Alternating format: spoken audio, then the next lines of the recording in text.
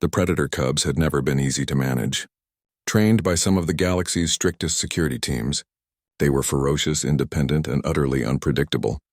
For weeks, the security officers had tried to assert control over the creatures, giving commands, issuing warnings, and even attempting mild punishment when the cubs refused to be. Yet every order was met with snarls, teeth-baring defiance, or outright retreat into shadowed corners of the compound. Lieutenant Kieran Holt had observed the chaos from the sidelines, shaking his head at the frustration etched onto the faces of the officers. "They're impossible," one muttered.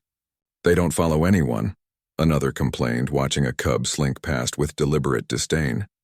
But the human Cadet carried a quiet confidence that was different from anything the cubs had encountered. She did not bark orders or wave her fists.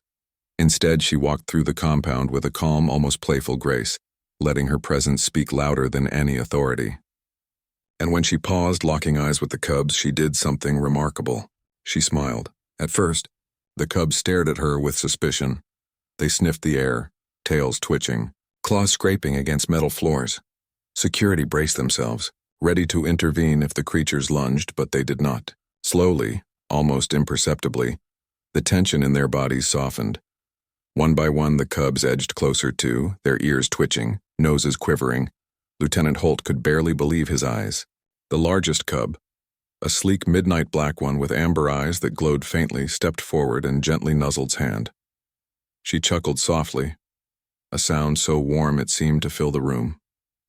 Another cub followed, rolling onto its back and exposing its belly. A silent invitation for trust. "How?" one officer whispered. "How is she doing this?" Crouched to meet the cubs at eye level. "They're not disobedient," she explained calmly. "They're discerning. They choose who they trust and choose they did, where every officer had failed." The human cadet succeeded with nothing more than patience and a simple smile. Commands that were ignored for weeks were now met with eager obedience. When extended a hand and asked for the cubs to sit, they complied. When she asked them to circle her, they leapt gracefully, tails flicking in sync, eyes bright with focus. It wasn't just obedience, it was admiration.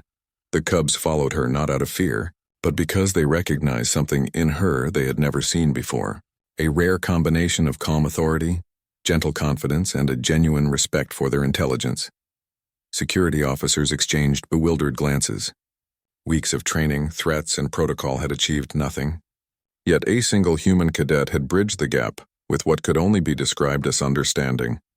The day wore on, and the cubs, usually restless and fractious, moved through drills and exercises with an almost playful enthusiasm, always circling back to whenever they had the chance.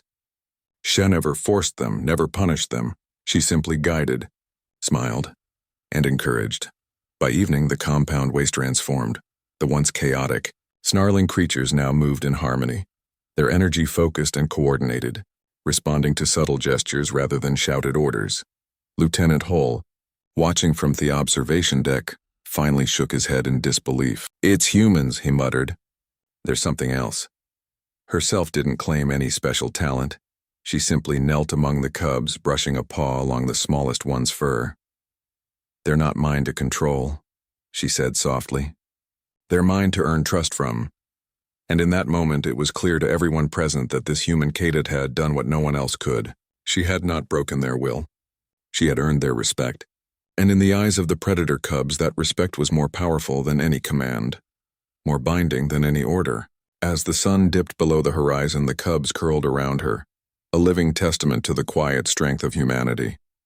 The officers left in awe, carrying with them a lesson that would not be forgotten. When humans led with understanding rather than force, even the wildest creatures bowed, not out of fear, but because they chose to. And in the galaxy's vast expanse, that choice would echo far longer than any roar.